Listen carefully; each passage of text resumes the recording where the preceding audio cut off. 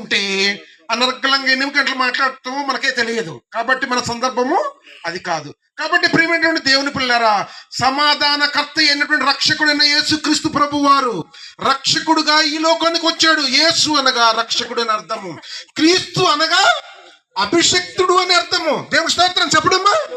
క్రీస్తు అనగా అభిషక్తుడు అని అర్థము. మీరు చెప్పాలి, క్రీస్తు అనగా అభిషక్తుడు అని అర్థము. అదే విధంగా ఇమ్మానుయేలు అనగా దేవుడు మనకు తోడని అర్థము. అంటే క్రీస్తు ద్వారాగా మనకు రక్షణ రావాలి, క్రీస్తు ద్వారాగా మనకు అభిషేకం రావాలి.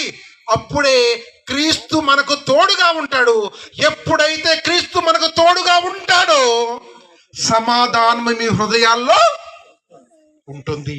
సమాధానం మీ హృదయాలు ఎప్పుడైతే ఉంటుందో మీలో ప్రేమ, మీలో కనికరము, మీలో జాలి, అదే విధంగా ఆత్మ ఫలాలను ఫలించేటువంటి ఒక మహావృక్షంగా మారిపోతారు. దేవుని స్తోత్రం.